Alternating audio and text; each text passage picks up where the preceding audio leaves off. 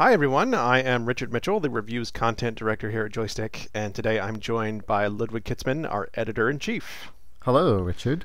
So, you recently got to spend some time with The Crew, which is a brand new racing game with lots of highly touted next-gen quote-unquote features. Yeah, it's not as graphically impressive as you might first expect, but they are going after the simulation, the open world, and the socially connected aspects that we get with these new consoles. The Crew is being developed by Ivory Tower, who are made of some team members who used to work on a game called Test Drive Unlimited, which came out for the previous generation of systems. It was an open world racing game where you sort of, drove around and just enjoyed the really nice cars that you got yourself. And it's also being developed by Ubisoft Reflections, who did the Driver series. Now, one of the big ticket features of this particular game is that it uses a real-world map. Now, provided it's not a one-to-one recreation of the United States, it'll only take you a few minutes to drive between the major cities like Miami, Los Angeles, San Francisco, but you do have a lot of space and it feels like it's going to be very difficult to see everything there is to it. And you can create a team of 4 people, that's your crew, and you drive through this geography and you will encounter other players sort of in your bubble of geography where you are, and the servers will give you additional opponents in that area. And you're basically doing this so that you can rise in ranks and improve the quality and the number of cars that you own. So is it like a persistent crew that you have, or you just, if you're online, you invite, whatever 3 buddies you want? How does that work? You just invite them, and you as the crewmaster can set up waypoints and determine which quests you'll undertake or which challenges you'll do next. And everyone can see on their maps where you want them to go or where you are, and they can simply warp to that point.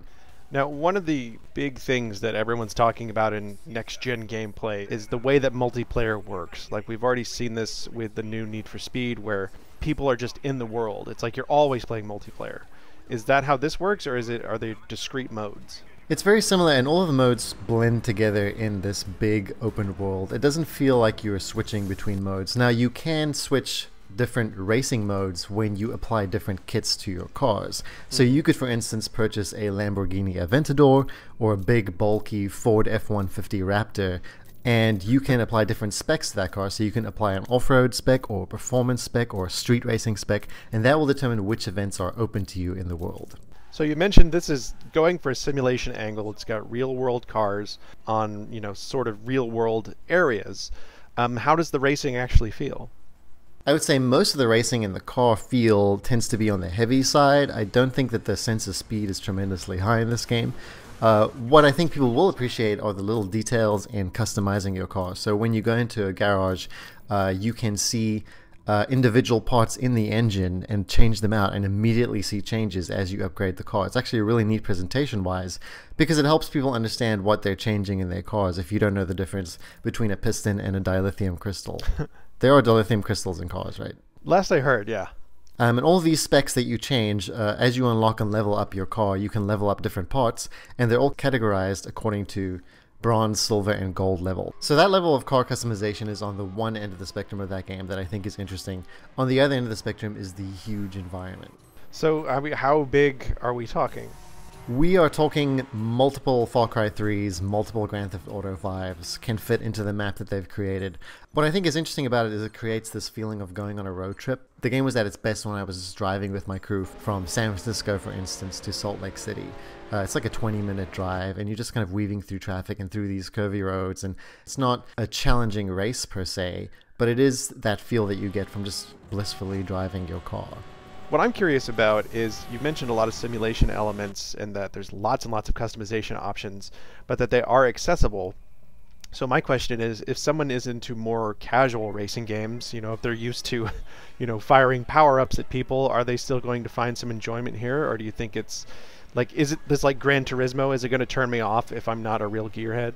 I think because it's so oriented around social interaction and you're doing stuff with your friends, I think that makes it a little easier, a little softer to get into.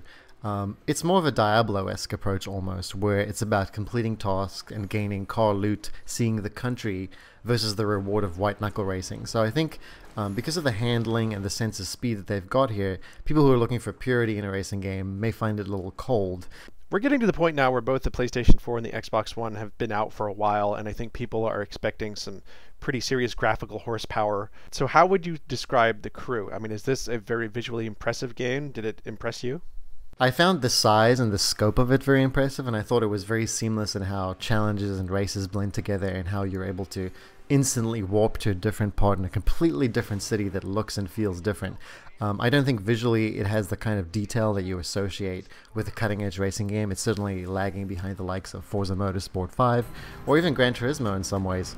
But that's not what you're going into this game for. I don't think you're going into it for the graphics. You're going in for the huge amount of content and then the sort of very laid-back approach to racing. And I think that's the special edge the crew has. So how long will it be before people can try out the crew for themselves? The crew is out in fall 2014 for Xbox One, PlayStation 4, and PC. Now, you just got finished playing, what was it, the club? Drive Crew? The Claw 2 Baranicto? Oh, wait, no. You just played the crew. New racing game, next gen. Tell us all about it.